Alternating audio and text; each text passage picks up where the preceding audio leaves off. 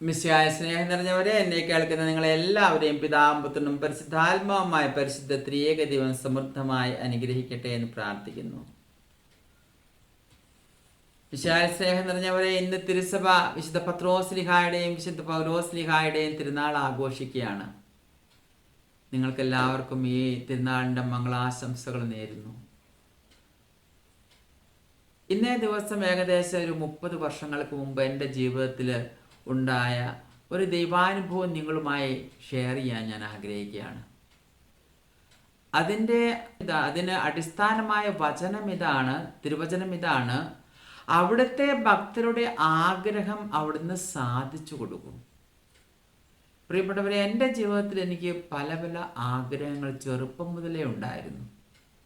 പിൽക്കാലങ്ങളിൽ തിരിഞ്ഞു നോക്കുമ്പോൾ ചെറുത് മുതൽ വലിയ ആഗ്രഹങ്ങൾ വരെ കർത്താവ് ഒന്നൊന്നായി സാധിച്ചു തന്നിട്ടുണ്ട്.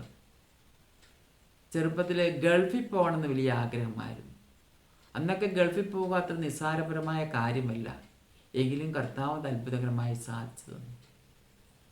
ഒരു നല്ല ജോലി സമ്പാദിക്കണമെന്ന് ആഗ്രഹമുണ്ടായിരുന്നു. ഒരു ഇൻ്റർനാഷണൽ മാർക്കറ്റിംഗ് റിസർച്ച് കമ്പനിയിൽ ജോലി തന്ന കർത്താവ് സഹായിച്ചു. ഇഷ്ടംപോലെ പണം സമ്പാദിക്കണമെന്ന് ആഗ്രഹമുണ്ടായിരുന്നു. ഇത്രയും പണം എന്തിനാണ്, ഈ പണം കൊണ്ട് ഞാൻ എന്ത് ചെയ്യാനാണ് എന്ന് സ്വയം ചോദിക്കത്തക്ക വിധം ഇഷ്ടം പോലെ പണം ദൈവം തന്നു. പ്രിയപ്പെട്ടവരെ, റോമിൽ പോകണമെന്ന് ആഗ്രഹമുണ്ടായിരുന്നു. കർത്താവ് അതിനാവശ്യമായ എല്ലാം തന്നു. ഇറ്റലിയുടെയും ഫ്രാൻസിൻ്റെയും സ്പെയിൻ്റെയൊക്കെ വിസ സമ്പാദിച്ചുകൊണ്ട് 1 മാസത്തെ യൂറോപ്പ് വിസിറ്റ് ചെയ്യുന്നതിനായി പോയി. അങ്ങനെ ഞാൻ അവിടെ ആയിരിക്കുമ്പോൾ പ്രിയപ്പെട്ടവരെ, ഈ ദിവസം വന്നെത്തി. വിശുദ്ധ പത്രോസ്ലിഹായുടെയും പൗലോസ്ലിഹായുടെയും തിരുനാൾ ദിവസം. അപ്പോൾ ഞാൻ കേട്ടു, ആ ദിവസം മാർപ്പാപ്പയാണ് സെൻറ്റ് പീറ്റേഴ്സ് ബസിലിക്കയിൽ ബലിയർപ്പിക്കുന്നത്. ഞാൻ ഒത്തിരി ആഗ്രഹിച്ചു ആ ബലിയിൽ പങ്കുചേരാൻ. അപ്പോൾ എനിക്ക് മനസ്സിലായി അതെല്ലാവർക്കും സാധ്യമല്ല. ആദ്യമേ പാസ് ലഭിക്കണം. പാസ് ലഭിച്ചവർക്ക് മാത്രമേ അകത്ത് കയറാൻ അനുവാദമുള്ളൂ. ഞാൻ വേഗം പോയി പാസിന് വേണ്ടി അപേക്ഷിച്ചെങ്കിലും പാസ് എല്ലാം നേരത്തെ തന്നെ തീർന്നു പോയി എന്നാണ് അവിടുത്തെ അധികാരികൾ പറഞ്ഞത്. അങ്ങേറ്റം ദുഃഖിതനായി ഞാൻ സെൻറ്റ് പീറ്റേഴ്സ് ബസിലിക്കയിൽ പോയി പ്രാർത്ഥിച്ചു, ദൈവമേ, ഈ ബസിലിക്കയുടെ മൂലയ്ക്ക് നിന്നുകൊണ്ട് ഞാൻ ഈ പരിശുദ്ധ കുർബാനയിൽ പങ്കുചേർന്നുകൊള്ളാം. അതിനുള്ള ഒരു അവസരം എനിക്ക് തരണമേ. പക്ഷേ എനിക്ക് പാസ് കിട്ടിയില്ല. ഞാൻ തിരിച്ചു പോയി. അങ്ങനെ ഞാൻ ഞങ്ങളുടെ കോൺഗ്രിഗേഷനിലെ തന്നെ ഒരു കമ്മ്യൂണിറ്റി അവിടെയുണ്ട്. ഞങ്ങൾക്കൊരു കമ്മ്യൂണിറ്റി ഉണ്ട്, ഞങ്ങൾക്കൊരു ഹൗസുണ്ട്. അവിടെ ചാപ്പലിൽ രാത്രിയിൽ ഇങ്ങനെ പ്രാർത്ഥിച്ചുകൊണ്ടിരിക്കുന്ന സമയത്ത് ഒരു 10 മണിയായി. അവിടുത്തെ ഒരു ബ്രദർ, പ്രായം ചെന്നൊരു ബ്രദർ എൻ്റെ പക്കൽ വന്നു. എൻ്റെ അടുത്ത് ചോദിച്ചു, നിനക്ക് പാസ് കിട്ടിയോ? ഞാൻ പറഞ്ഞില്ല. ഒന്നിന് പകരം 2 പാസ് നൽകി. എന്നിട്ട് എന്നോട് പറഞ്ഞു, പോവുക, നാളെ രാവിലെ 10 മണിക്ക് നീ പോയി പങ്കെടുക്കാൻ പറഞ്ഞ് അദ്ദേഹം എനിക്ക് പാസ് തന്നു. നിറഞ്ഞ സന്തോഷത്തോടെ പ്രിയപ്പെട്ടവരെ, ഞാൻ പിറ്റേ ദിവസം ബസിലിക്കയിലേക്ക് പോയി. നേരത്തെ തന്നെ പോയി. അപ്പോൾ ബസിലിക്കയിൽ അകത്ത് തന്നെ ഏകദേശം ഒരു 4-5 സെക്ഷനുണ്ട്. സാധാരണക്കാർക്ക് ആദ്യത്തെ സെക്ഷൻ, പിന്നീട് ഓരോരുത്തരുടെയും പദവി അനുസരിച്ചാണ് ഓരോരുത്തർക്കും സ്ഥലം നിശ്ചയിച്ചിട്ടുള്ളത്. മാർപ്പാപ്പായുടെ ചുറ്റുപാടുമുള്ളവർ വെരി VIP ആൾക്കാരാണ്. പ്രത്യേകിച്ച് കാർഡിനൽസ്, ബിഷപ്പുമാർ, അതുപോലെ വലിയ ആൾക്കാർ. അപ്പോൾ ഞാൻ ആദ്യത്തെ സെക്ഷനിൽ ഈ പാസ് കാണിച്ചു. ഞാൻ സാധാരണക്കാരിരിക്കുന്ന ഒരു സ്ഥലമാണ് ആഗ്രഹിച്ചത്. അപ്പോൾ അവർ പറഞ്ഞു മുന്നോട്ട് പോയിക്കൊള്ളാൻ പറഞ്ഞു. അങ്ങനെ 2ാമത്തെ സെക്ഷനിൽ അവർ മുന്നോട്ട് പോകാൻ പറഞ്ഞു. അപ്പോൾ എനിക്കാകെ ഒരു അല്പം ഭയവും ഉത്കണ്ഠയൊക്കെ ഉണ്ട്. ഇവർക്ക് വലിയ തെറ്റ് പറ്റിയതാണോ? മുന്നോട്ട് നോക്കുമ്പം വലിയ ആൾക്കാരാണ് ഇരിക്കുന്നത്. അങ്ങനെ 3ാമത്തെ സെക്ഷൻ, 4ാമത്തെ സെക്ഷനിലും അവർ പറഞ്ഞു മുന്നോട്ട് പോകാൻ. ഇനി ഒരൊറ്റ സെക്ഷനേ ഉള്ളൂ. അതാണ് മാർപ്പാപ്പായുടെ ചുറ്റുപാടും ബലിവേദിക്ക് ചുറ്റുപാടുമുള്ള വെരി VIP ഇരിക്കുന്ന സ്ഥലം. പ്രിയപ്പെട്ടവരെ, അതൊരു വെരി വെരി VIP പാസ്സായിരുന്നു. അവിടെയാണ് എനിക്ക് വേണ്ടി അവിടുന്ന് സ്ഥലം നിശ്ചയിച്ചത്. എൻ്റെ ചുറ്റുപാടിരിക്കുന്ന ആൾക്കാരൊക്കെ എന്നെ നോക്കി അത്ഭുതപ്പെട്ടു. ഒരാൾ ചോദിച്ചു, നീ എങ്ങനെ ഇവിടെ വന്നെത്തിയെന്ന് ചോദിച്ചു. അദ്ദേഹം പറഞ്ഞു, ഞാൻ കാർഡിനൽസിൻ്റെ റെക്കമെൻഡോടു കൂടിയാണ് ഇവിടെ എത്തി. നീ എങ്ങനെ ഇവിടെ എത്തി? പ്രിയപ്പെട്ടവരെ, നമ്മുടെ കർത്താവിന് അസാധ്യമായി യാതൊന്നുമില്ല. ഞാൻ ആ സെൻറ്റ് പീറ്റേഴ്സിൻ്റെ മൂലയ്ക്കൊരു സ്ഥലമേ ചോദിച്ചുള്ളൂ. ദൈവം തന്നപ്പോൾ നോക്കുക, ഒരു പൂ ചോദിക്കുമ്പോൾ പൂക്കാലം തരുന്ന കർത്താവ്, അതാണ് നമ്മുടെ കർത്താവ്. അവിടുത്തെ ഭക്തരുടെ ആഗ്രഹം അവിടെ സാധിച്ചു കൊടുക്കുക തന്നെ ചെയ്യും.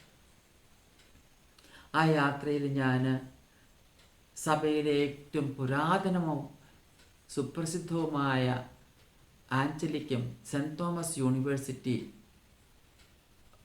വിസിറ്റ് ചെയ്തു. ഞാൻ അവിടെ ചെന്നപ്പോൾ കണ്ടത് എത്രയെത്ര അച്ഛന്മാർ, എത്രയെത്ര ബ്രദേഴ്സ് സിസ്റ്റേഴ്സ് പഠിക്കുന്നു. ഞാൻ വിചാരിച്ചു മനസ്സിൽ, ഇവർ എത്ര ഭാഗ്യവാന്മാർ. ദൈവമേ, ഈ കോറിഡോറിലൊന്ന് എൻ്റെ പാദം വയ്ക്കുവാൻ ഉള്ള ഭാഗ്യം എനിക്കുണ്ടോ? കാമ്പസിലൂടെ ഒന്ന് നടക്കാനുള്ള യോഗ്യത എനിക്കുണ്ടോ? ഇവരെത്ര ഭാഗ്യവാന്മാർ കർത്താവേ എന്ന് പറഞ്ഞ് ഞാൻ അവിടുന്ന് പോന്നു. പ്രിയപ്പെട്ടവരെ, ഞാൻ പറഞ്ഞിരുന്നല്ലോ, വൈദികനാകണമെന്ന് ആഗ്രഹമുണ്ടായിരുന്നു. ഞാൻ അവിടെ പോയി ചേർന്നു. അങ്ങനെ തിരിച്ച് ഇന്ത്യയിൽ നാഗ്പൂരെത്തി, ഫിലോസഫി ഇവിടെ ചെയ്തു. അങ്ങനെ മഹാജൂബിലി വർഷം 2000 വർഷം അത്ഭുതകരമായി കർത്താവ് എന്നെ റോമിലേക്ക് കൊണ്ടുപോയി. ഇതുവരെയുള്ള ഞങ്ങളുടെ കോൺഗ്രിഗേഷൻ മറ്റാർക്കും അതിനുള്ളൊരു ഭാഗ്യം ലഭിച്ചിട്ടില്ല. ഞാൻ ആഗ്രഹിച്ച അതേ സെൻറ്റ് തോമസ് അക്വീനോസ് ആഞ്ചലിക്കം യൂണിവേഴ്സിറ്റിയിൽ പഠിക്കാനുള്ള ഭാഗ്യം കർത്താവ് എനിക്ക് ഒരുക്കി തന്നു. എൻ്റെ ജീവിതത്തിലെ ഏറ്റവും സുന്ദരമായ വർഷങ്ങളും ദിനങ്ങളുമായിരുന്നു ആ 3 വർഷം. 2000 മുതൽ 2003 വരെയുള്ള വർഷങ്ങൾ. പറഞ്ഞറിയിക്കാൻ വയ്യാത്ത ദൈവാനുഗ്രഹം. ആ ജൂബിലി വർഷത്തിൽ എത്രയോ, ഏകദേശം എല്ലാ ഞായറാഴ്ചകളും തന്നെ മാർപ്പാപ്പ ബലിയർപ്പിച്ചിരുന്നു. എത്രയെത്ര കാനനൈസേഷൻ, എത്രയെത്ര ബിയാട്ടിഫിക്കേഷൻ, ഒന്നുപോലും നഷ്ടപ്പെടാതെ അതിലെല്ലാം പങ്കുചേരുവാൻ ദൈവം എനിക്ക് ഭാഗ്യം തന്നു. എൻ്റെ ഡയക്കണേറ്റ് അവിടെ വെച്ചായിരുന്നു, ഇറ്റലിയിൽ വെച്ച്. അങ്ങനെ ആ വിശുദ്ധനായ മാർപ്പാപ്പായോട് ചേർന്ന് 2 പ്രാവശ്യം ഡീക്കനായിട്ട് ബലിയിൽ പങ്കെടുക്കാനുള്ള ഭാഗ്യം അവിടെ നിന്ന് എനിക്ക് തന്നു. പറഞ്ഞറിയിക്കാൻ വയ്യാത്ത അനുഗ്രഹങ്ങൾ. പ്രിയപ്പെട്ടവരെ, ഞാനിത് പറയാൻ കാര്യം ഇതാണ്. നാം ഒക്കെ കർത്താവിൻ്റെ ഒരു യഥാർത്ഥ ഭക്തനും ഭക്തയുമാകുന്ന പക്ഷം നമ്മുടെ ന്യായമായ എല്ലാ ആഗ്രഹങ്ങളും അവിടുന്ന് സാധിച്ചു തരും. എന്നാൽ ഈ ഭൂമിയിലെ ചെറിയ ചെറിയ ആഗ്രഹങ്ങൾ കൊണ്ട് മാത്രം നാം തൃപ്തി അടയരുത്. നമ്മുടെ ഏറ്റവും വലിയ ആഗ്രഹം, പ്രിയപ്പെട്ടവരെ, നാം എവിടെ നിന്ന് വന്നോ അവിടേക്ക് തിരിച്ചു പോകുന്നതിനായിരിക്കണം. നമ്മുടെ സ്വർഗീയ പിതാവിൻ്റെ പക്കലേക്ക്. അതെ, ദൈവം നമുക്ക് വേണ്ടി ഒരുക്കി വച്ചിരിക്കുന്ന ആ സ്വർഗത്തിൽ നമ്മുടെ പൂർവികരും പ്രിയപ്പെട്ടവരെ നേരത്തെ തന്നെ എത്തിച്ചേർന്നിട്ടുള്ള ആ സ്ഥലത്ത് എത്തിച്ചേരുക എന്നുള്ള വലിയ ആഗ്രഹം നമ്മിലുണ്ടായിരിക്കണം. തിരിഞ്ഞു നോക്കുമ്പോൾ എത്രയോ സാക്ഷികളാണ് പ്രിയപ്പെട്ടവരെ. നമുക്ക് പ്രോത്സാഹനം തരുന്ന, നമ്മെപ്പോലെ സാധാരണക്കാരായിരുന്ന വ്യക്തികൾ, വിശ്വാസ സമൂഹം എത്ര തീഷ്ണതയോടുകൂടിയാണ് ദൈവത്തെ സ്നേഹിച്ചതും അതോടൊപ്പം തന്നെ രക്തസാക്ഷിത്വം വഹിച്ചുകൊണ്ട് കർത്താവിനെ മഹത്വപ്പെടുത്തിയതും.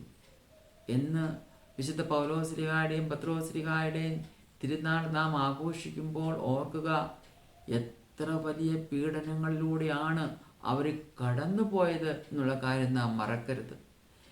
പ്രിയപ്പെട്ടവരെ, 1-ാം നൂറ്റാണ്ട് മുതൽ 3-ാം നൂറ്റാണ്ട് വരെ ഉള്ള പീഡനങ്ങളുടെ കാലഘട്ടത്ത് ഏകദേശം 1,13,00,000 വിശ്വാസ സമൂഹമാണ് തങ്ങളുടെ ജീവൻ കർത്താവിനെ സമർപ്പിച്ചത്. തങ്ങളുടെ രക്തം കർത്താവിന് വേണ്ടി ഒഴുക്കിയത്. അതെ, അവരുടെ ആ രക്തത്തിൽ നിന്നാണ് പ്രിയപ്പെട്ടവരെ സഭ നാലുപാടും ഇത്രമാത്രം വ്യാപിച്ചത്. അതിനാൽ പ്രിയപ്പെട്ടവരെ, നമുക്കൊക്കെ ഒരു ആഗ്രഹം ഉണ്ടായിരിക്കണം, സാധിക്കുമെങ്കിൽ രക്തസാക്ഷിത്വം വഹിച്ച് കർത്താവിനെ മഹത്വപ്പെടുത്താൻ. യഥാർത്ഥത്തിൽ നാം ചിന്തിക്കുന്ന പക്ഷം ദൈവം നൽകിയ അനുഗ്രഹങ്ങൾക്ക് ഒന്നല്ല 100 പ്രാവശ്യം രക്തസാക്ഷിത്വം വഹിച്ചാലും ഒന്നുമാകില്ല പ്രിയപ്പെട്ടവരെ. അവിടുന്ന് എത്രയോ നല്ലവനാണ്. രക്തസാക്ഷിത്വം വഹിക്കുന്നവര് ജീവിതത്തിൽ എല്ലാറ്റിലും ഉപരിയായി ദൈവത്തെ സ്നേഹിക്കുന്നവരാണ്. എന്നാൽ അതൊരു ദൈവ വിളിയാണെന്ന് ഓർക്കുക. വരും കാലങ്ങൾ പ്രിയപ്പെട്ടവരെ ഓർക്കുക, രക്തസാക്ഷ്യത്തിൻ്റെ നാളുകളിലേക്ക് വരും കാലങ്ങളിൽ നാം പ്രവേശിക്കാൻ പോവുകയാണ്. അതിനുവേണ്ടി നാം ഇപ്പോൾ തന്നെ ഒരുങ്ങേണ്ടിയിരിക്കുന്നു. ദൈവത്തിൽ പൂർണ്ണമായും ആശ്രയിച്ചുകൊണ്ട്, അതെ, അവിടുത്തെ ഒരു യഥാർത്ഥ ഭക്തനും ഭക്തിയുമായി മാറിക്കൊണ്ട് അവിടുത്തെ കൽപ്പനകളും നിയമങ്ങളും കൃത്യമായി പാലിച്ച് അവിടുത്തെ ഹിതമനുസരിച്ച് ചരിക്കുവാൻ നാം പരിശ്രമിക്കണം. അപ്രകാരം നാം ചെയ്യുന്നുവെങ്കിൽ നമുക്ക് ഭയപ്പെടേണ്ട യാതൊരു ആവശ്യവുമില്ല. നമ്മുടെ ഹൃദയത്തിലെ ആഗ്രഹം കാണുന്ന കർത്താവ് നമുക്കത് സാധിച്ചു തരും. നാം ഭയപ്പെടില്ല പ്രിയപ്പെട്ടവരെ, മരിക്കാൻ നാം ഭയപ്പെടില്ല. അതുകൊണ്ട് ധൈര്യമായിട്ട് നമുക്ക് മുന്നേറാം. ഈ രക്തസാക്ഷികളായ നമ്മുടെ സഹോദരങ്ങൾ, നമ്മുടെ വിശുദ്ധര് നമുക്ക് വേണ്ടി തീക്ഷ്ണമായി പ്രാർത്ഥിക്കുന്നുണ്ട് എന്നുള്ള കാര്യം നാം മറക്കരുത്. രക്തസാക്ഷിയുടെ അമ്മയായ പരിശുദ്ധ കന്യകാ മാതാവ് നമ്മുടെ കൂടെ തന്നെയുണ്ട്. അമ്മയാണ് യഥാർത്ഥത്തിൽ നമ്മളെ വിശുദ്ധരാക്കുന്നത്, നമ്മളെ രക്തസാക്ഷികളാക്കുന്നത്. അതെ, ആ അമ്മയുടെ പ്രാർത്ഥന ഒന്നുപോലും പുത്രൻ ഒരിക്കലും ഉപേക്ഷിക്കില്ല. അതുകൊണ്ട് നമുക്ക് ദൈവത്തിൽ ആശ്രയിക്കാം, പരിശുദ്ധ കന്യകാ മാതാവിൽ ആശ്രയിക്കാം, നമുക്ക് മുന്നേറാം. ദൈവത്തിൽ പൂർണ്ണമായും ആശ്രയിച്ചുകൊണ്ട് നമ്മുടെ ഹൃദയത്തിൻ്റെ ആഗ്രഹം, അതെ, നാം എവിടെ നിന്ന് വന്നുവോ അവിടെ എത്തിച്ചേരുന്നതിന് വേണ്ടി ആത്മാർത്ഥമായി ആഗ്രഹിച്ചുകൊണ്ട് നമുക്ക് പരിശ്രമിക്കാം. ദൈവം അതിനായി നമ്മെ സമത്വമായി അനുഗ്രഹിക്കട്ടെ. പരിശുദ്ധ കന്യകാ മാതാവിൻ്റെയും വിശുദ്ധ യോസേപ്പ് പിതാവിൻ്റെയും സകല വിശുദ്ധരുടെയും മാലാഖമാരുടെയും പ്രത്യേക മാധ്യസ്ഥയോടുകൂടെ പിതാവായ ദൈവത്തിൻ്റെ സ്നേഹവും പുത്രനായ ദൈവത്തിൻ്റെ കൃപയും പരിശുദ്ധാത്മാവിൻ്റെ സഹവാസവും നിങ്ങളെല്ലാവരോടും കൂടി ഉണ്ടായിരിക്കട്ടെ, ഇപ്പോഴും എപ്പോഴും എന്നേക്കും. ആമേൻ.